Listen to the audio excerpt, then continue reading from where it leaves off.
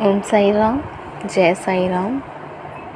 आइए आज हम बाबा की कृपा से श्री साईनाथ सच्चरित्र ग्रंथ की कथा 49 का पारायण करते हैं।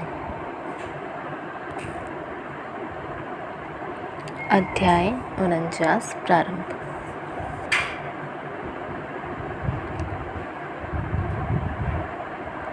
परीक्षा हरि कनोबा सोमदेव स्वामी नाना साहेब चांदोरकर की कथाएं। प्रस्तावना। जब वेद और पुराण ही ब्रह्मा या सद्गुरु का वर्णन करने में अपनी असमर्थता प्रकट करते हैं, तब मैं एक अल्पज्ञ प्राणी अपने सद्गुरु श्री साईं बाबा का वर्णन कैसे कर सकता हूँ। मेरी स्वयं का तो यह मत है कि इस विषय में मौन धारण करना ही अति उत्तम है। सच पूछा जाए तो मूक रहना ही सद्गुरु की विमल पताका रूपी बिरुदावली का उत्तम प्रकार से वर्णन करना है। परंतु उनमें जो उत्तम गुण हैं वे हमें मूक कहाँ रहने देते हैं। यदि स्वादिष्ट भोजन बने और मित्र तथा संबंधी आदि साथ बैठकर न खाए तो वह नीरस सा प्रतीत होता है, और यदि वही भोजन सब एक साथ मिलकर बैठकर खाते हैं तब उसमें एक विशेष प्रकार की सुस्वादुता आ जाती है। वैसे ही स्थिति साईं लीलामृत के संबंध में भी है। इसका एकांत में रसास्वादन कभी नहीं हो सकता। यदि मित्र और पारिवारिक जन सब मिलकर इसका रस ले ले तो और अधिक आनंद आ जाता है। श्री साईं बाबा स्वयं ही अंतर प्रेरणा कर अपनी इच्छा के अनुसार ही इन कथाओं को मुझसे वर्णित करा रहे हैं। इसलिए हमारा तो केवल इतना ही कर्तव्य है कि अनन्य भाव से उनके शरणागत होकर उनका ही वर्णन व ध्यान करें। तप, साधन, तीर्थ यात्रा, व्रत तथा यज्ञ और दान से हरिभक्त श्रेष्ठ है। सद्गुरु का ध्यान इन सब में परम श्रेष्ठ है। इसलिए सदैव मुख से साई नाम का स्मरण कर उनके उपदेशों का निध्यासन एवं स्वरूप का चिंतन कर हृदय में उनके प्रति सत्य और प्रेम के भाव के समस्त चेष्टाएं उनके ही निमित्त करनी चाहिए। भवबंधन से मुक्त होने का इससे उत्तम साधन और कोई नहीं। यदि उपयुक्त विधि से कर्म करते जाएं तो साईं को विवश होकर हमारी सहायता कर हमें मुक्ति प्रदान करनी ही पड़ेगी। अब इस अध्याय की कथा का श्रवण करते हैं। आइए। हरि कनोबा की कथा। बम्बई के हरि कनोबा नामक एक महानुभाव ने अपने कई मित्रों और संबंधियों से साईं बाबा की अनेक लीलाएं सुनी थीं, परंतु उन्हें विश्वास ना होता था क्योंकि वे संशयालु प्रकृति के व्यक्ति थे। अविश्वास उनके हृदय पटल पर अपना आसना जमाए हुए था। वे स्वयं बाबा की परीक्षा करने का निश्चय करके अपने कुछ मित्रों सहित बम्बई से शिरडी आए। उन्होंने सिर पर एक जरी की पगड़ी और पैरों में नए सैंडल पहने रखे हुए थे। उन्होंने बाबा को दूर से ही देखकर उनके पास जाकर उन्हें प्रणाम तो करना चाहा, परंतु उनके नए सैंडल इस कार्य में बाधक बन गए। उनकी समझ में नहीं आ रहा था कि अब क्या किया जाए, परंतु उनके लिए नए सैंडल। तब उन्होंने अपने सैंडल मंडप के एक सुरक्षित कोने में रखे और मस्जिद में जाकर बाबा के दर्शन किए। उनका ध्यान सैंडलों पर ही लगा था। उन्होंने बड़ी नम्रतापूर्वक बाबा को प्रणाम किया और मस्जिद में जाकर बाबा के दर्शन किए और प्रसाद तथा ऊदी प्राप्त कर लौट आए। पर जब उन्होंने कोने में दृष्टि डाली तो देखा कि सैंडल तो अंतर्धान हो चुके हैं। पर्याप्त छानबीन भी व्यर्थ हुई और अंत में निराश होकर वे अपने स्थान पर वापस आ गए। स्नान, पूजन, नवेद आदि अर्पित कर वे भोजन करने को बैठे, परंतु वे पूरे समय तक उन सैंडलों के चिंतन में ही निमग्न रहे।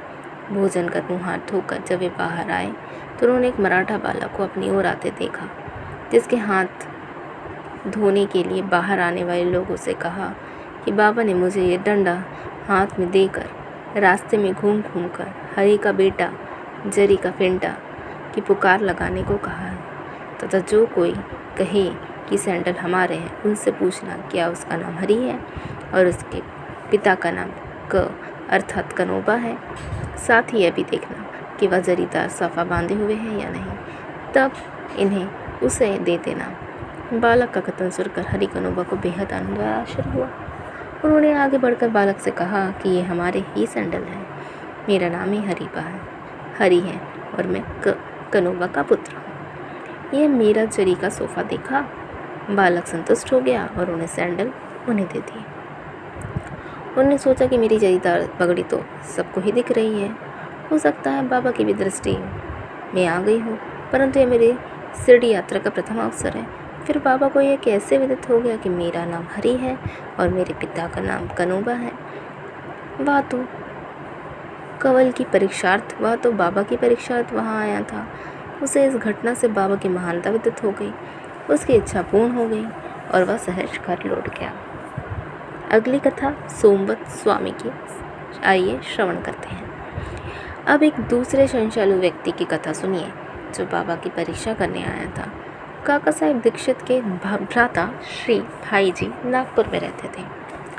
जब उन्हें 1906 में हिमालय गए थे तब उनका गंगोत्री घाटी के नीचे हरिद्वार के समीप उत्तरकाशी में एक सोमदेव स्वामी से परिचय हो गया। दोनों ने एक दूसरे के पते लिख लिए।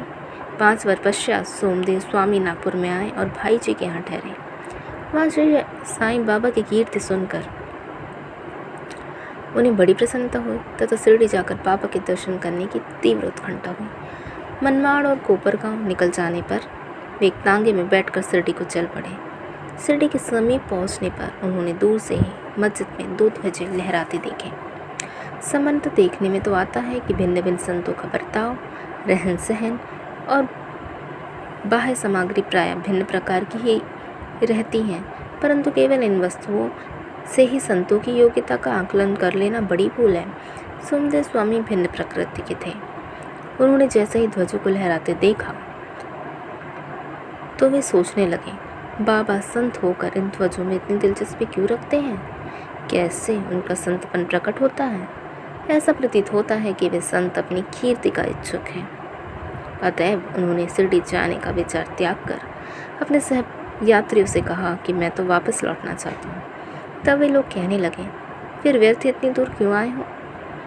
अभी केवल ध्वजों को देखकर तुम इतने उद्विग्न हो गए हो। जब शिरडी में रथ, घोड़ा, पालकी और अन्य सामग्रियाँ देखोगे तब तुम्हारी दशा क्या होगी? स्वामी को अब और भी अधिक घबराहट होने लगी। उसने सोचा कि मैंने अनेक साधु संतों के दर्शन किए, परंतु यह संत कोई बिरला ही है जो इस प्रकार ऐश्वर्य की वस्तु संग्रह कर रहा है। ऐसा साधु के दर्शन न करने का ही उत्तम है। ऐसा कहकर वे वापस लौटने लगे। तीर्थयात्रियों के प्रतिरोध करते हुए उन्हें आगे बढ़ने की सलाह दी और समझाया कि तुम यह संकुचित मनोवृत्ति छोड़ दो। मस्जिद में जो साधु हैं वे इन ध्वजाओं और अन्य सामग्रियों अपनी कीर्ति का स्वप्न में भी सोच कर नहीं रखते। ये तो सब उनके भक्तगण प्रेम और भक्ति के कारण ही उनको भेंट किया करते हैं। अंत में वे शिरडी जाकर बाबा के दर्शन करने को तैयार हो गए। मस्जिद में मंडप में पहुंचकर वे द्रवित हो गए। उनकी आंखों से अश्रुधारा बहने लगी। उनका कंठ रुंध गया और अब उनके सब दूषित विचार हवा हो गए और उन्हें अपने गुरु के शब्दों की स्मृति हुई आई, जहाँ अति प्रसन्न और आकर्षित हो उसी स्थान को अपना विश्राम धाम समझना। वे बाबा के चरण कमल में लौटना चाहते थे, परंतु जब वे उनके समीप गए तो बाबा एकदम क्रोधित होकर जोर जोर से चिल्लाकर कहने लगे, हमारा सामान हमारे साथ ही रहने दो, तुम अपने घर वापस लौट जाओ। सावधान, यदि फिर कभी मस्जिद की सीढ़ी चढ़े तो ऐसे संत के दर्शन ही क्यों करने चाहिए जो मस्जिद की ध्वजाएं लगा कर रखे? क्या ये संतपन के लक्षण हैं? एक क्षण भी यहाँ न रुको। अब उसे अनुभव हो गया कि बाबा ने अपने हृदय की बात जान ली है और वे कितने सर्वज्ञ हैं। उसे अपनी योग्यता पर हंसी आने लगी तथा उसे पता चल गया कि बाबा कितने निर्विकार और पवित्र हैं। उसने देखा कि वे किसी को हृदय से लगाते और किसी को हाथ से स्पर्श करते हैं तथा किसी को सांत्वना देकर प्रेम दृष्टि से निहारते हैं, किसी को उदी प्रसाद देकर सभी प्रकार के भक्तों को सुख और संतोष पहुंचा रहे हैं। तो फिर मेरे साथ ऐसा रुक्ष व्यवहार क्यों? अधिक विचार करने पर वे इस निष्कर्ष पर पहुँचे, इसका कारण मेरे आंतरिक विचार ही थे और इसे शिक्षा ग्रहण कर मुझे अपना आचरण सुधारना चाहिए। बाबा का क्रोध तो मेरे लिए वरदान स्वरूप है। अब यह कहना व्यर्थ ही होगा कि वे बाबा की शरण में आ गए और उनके एक परम भक्त बन गए। आइए हम नाना साहेब चांदोरकर की अगली कथा का श्रवण करते हैं। अंत में नाना साहेब चांदोरकर की कथा लिखकर हेमाड़पंत ने यह अध्याय समाप्त किया है। एक समय जब नाना साहेब मांसलपति और अन्य लोगों के साथ मस्जिद में बैठे हुए थे तो बीजापुर से एक सम्राट यवन परिवार श्री साईं बाबा के दर्शनार्थ आया। कुलवंतनियों की लाज रक्षण भावना देखकर नाना साहेब वहाँ से निकल जाना चाहते थे, परंतु बाबा ने उन्हें रोक लिया। स्त्री आगे बढ़ी और उन्होंने बाबा के दर्शन किए। उनमें से एक महिला ने अपने मुंह पर से घूंघट हटाकर बाबा के चरणों में प्रणाम कर फिर घूंघट डाल लिया। नाना साहेब उसके सौंदर्य से आकर्षित हो गए और एक बार पुनः वह छटा देखने को ललायत हो उठे। नाना के मन में व्यथा जानकर उन लोगों को चले जाने के पश्चात बाबा उनसे कहने लगे कि नाना, क्यों व्यर्थ में मोहित हो रहे हो? इंद्रियों को अपना कार्य करने दो। हमें उनके कार्य में बाधक न होना चाहिए। भगवान ने सुंदर दृष्टि निर्माण की है, अतः हमारा कर्तव्य है कि हम उसके सौंदर्य की संरा न करें। यह मन तो क्रमशः स्थिर होता है और जब सामने का द्वार खुला है तो हम पिछले द्वार से क्यों प्रविष्ट होना चाहिए? चित्त अगर शुद्ध होते हुए भी फिर किसी कष्ट का अनुभव नहीं होता। यदि हमारे मन में कोई विचार नहीं है तो हमें किसी से भी भयभीत होने की आवश्यकता नहीं। नेत्रों को अपना कार्य करने दो। इसके लिए तुम्हें लज्जित तथा विचलित ना होना चाहिए। उस समय श्यामा भी वहीं थे। उनकी समझ में ना आया आखिर बाबा के कहने का तात्पर्य क्या है, इसलिए लौटते समय इस विषय में उन्होंने नाना से पूछा। उस परम सुंदरी के सौंदर्य को देखकर जिस प्रकार वे मोहित हुए तथा वह व्यथा जानकर बाबा ने इस विषय पर जो उपदेश दिए, उन्होंने उसका संपूर्ण वृत्तांत उनसे कहकर श्यामा को इस प्रकार समझाया। हमारा मन स्वभावतः ही चंचल है, पर हमें उसे लंपट ना होने देना चाहिए। इंद्रियां चाहें भले ही चंचल हो जाएं, परंतु हमें अपने मन पर पूर्ण नियंत्रण रखकर उसे अशांत ना होने देना चाहिए। इंद्रियां तो अपनी विषय पदार्थों के लिए सदैव चेष्टा किया करती हैं, पर हमें उन्हें वशीभूत होकर उनके इच्छित पदार्थों के समीप ना जाना चाहिए। क्रमशः प्रयत्न करते रहने से ही इस चंचलता को नियंत्रित किया जा सकता है। यद्यपि उन पर पूर्ण नियंत्रण संभव नहीं है, तो भी हमें उन्हें वशीभूत नहीं होना चाहिए। प्रसंग के अनुसार हमें उनका वास्तविक रूप से उचित गति अवरोध करना चाहिए। सौंदर्य तो आँखें सेकने का विषय है, इसलिए हमें निडर होकर सुंदर पदार्थों की ओर देखना चाहिए।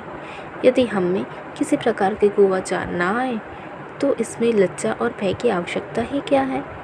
यदि मन को निरीक्ष बनाकर ईश्वर के सौंदर्य को निहारो तो इंद्रियां सहज और स्वाभाविक रूप से अपने वश में आ जाएंगी और विषयानंद लेते समय भी तुम्हें ईश्वर की स्मृति बनी रहेगी। यदि उसे बाहरी इंद्रियों के पीछे दौड़ाने तथा उसमें लिप्त रहने दोगे तो तुम्हारा जन्म मृत्यु के पाश से कदापि छुटकारा न होगा।